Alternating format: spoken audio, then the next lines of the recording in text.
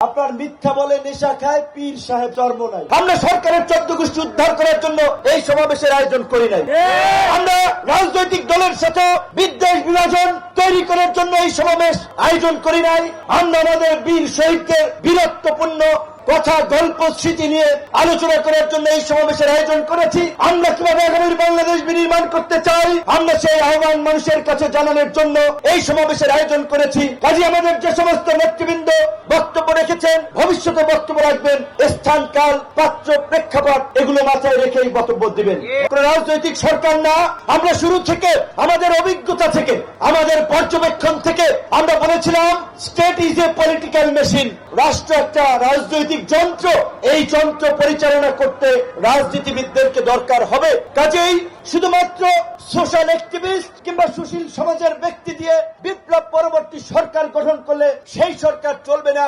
আপনারা গণ অভ্যুত্থানের অংশীজনদেরকে নিয়ে একটি জাতীয় সরকার গঠন করুন, কিন্তু আমাদের সেই কথা শোনা হয়নি, যার ফল আজকে আমরা দেখতে পাচ্ছি। যেই গণ অভ্যুত্থানের অংশীজনরা সম্মিলিতভাবে ফ্যাসিস্ট শক্তির পতন ঘটিয়েছিলাম, ফ্যাসিবাদকে রুখে দিয়েছিলাম, আজকে সেই গণ অভ্যুত্থানের অংশীজনদের বিভক্তির ফলে ওই পতিত ফ্যাসিবাদ আবার মাথা চাড়া দিয়ে উঠছে।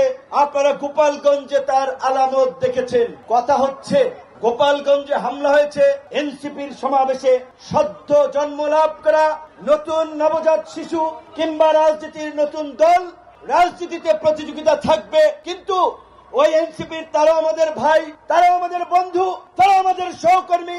একটা বিষয় মনে রাখতে হবে, আওয়ামী লীগের আমলে আওয়ামী লীগ প্রথম দিকে জামাতকে ধ্বংস করার মিশন নিয়েছিল।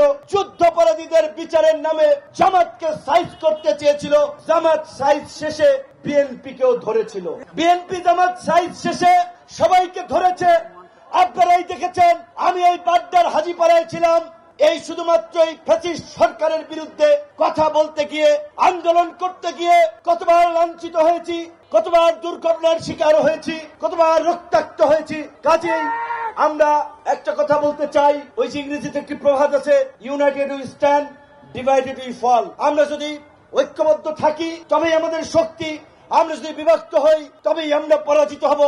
বিএনপি, জামাত, গণ অধিকার, এনসিপি, আরো রাজনৈতিক দল, আগামীতে নির্বাচন হবে, তাদের মধ্যে প্রতিযোগিতা হবে, তবে সেই প্রতিযোগিতা হবে সুস্থ, সুন্দর, শোভনীয় পদ্ধতি। কিন্তু আমি খুব দুঃখ পাই, খুব কষ্ট লাগে যখন দেখি এই অভ্যুত্থানের লড়াকু যোদ্ধা যারা বন্দুকের সামনে দাঁড়িয়ে যুদ্ধ করেছে, কিন্তু শুধুমাত্র রাজনৈতিক বিরোধিতার কারণে একটি দলের শীর্ষ নেতাকে নিয়ে যখন স্লোগান দেয়, আপনার মিথ্যা বলে নেশা খায় পীর সাহেব চর্ম নাই, এইটা এর চেয়ে জঘন্য স্লোগান আর আছে? এর চেয়ে জঘন্য স্লোগান নাই। আমি চর্ম নাই কিংবা ইসলামী আন্দোলন করি না, কিন্তু তারা বাংলাদেশের একটি রাজনৈতিক দল।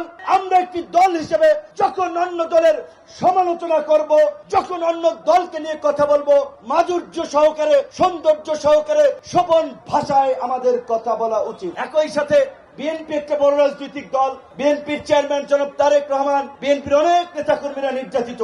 এখন এই কথাটা বলতে আমি চাই না, কিন্তু তারপরে বলে বিভিন্ন ভাবে খাম্বা, আবার কি টিনের উপরে কাউয়া, তারেক রহমান ... এই সমস্ত কথাবার্তা বলে।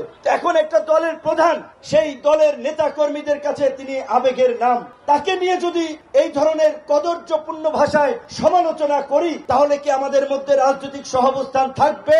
তাই আমি সকল দলের নেতা কর্মীদের উদ্দেশ্যে বলতে চাই, রাজনৈতিক সমালোচনায় শোভন ভাষা ব্যবহার করুন,